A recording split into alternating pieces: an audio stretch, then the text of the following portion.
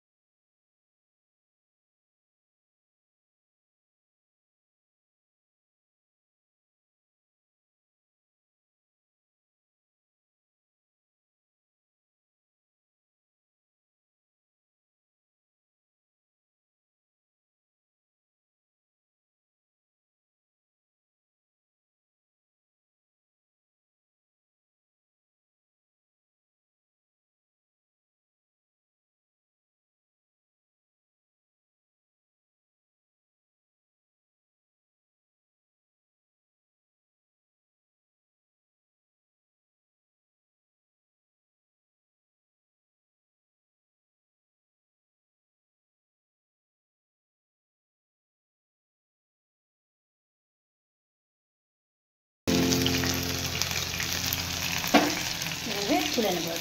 এপারটা হলেই তুলে নেব। দেখো আমি নামিয়ে নিয়েছি।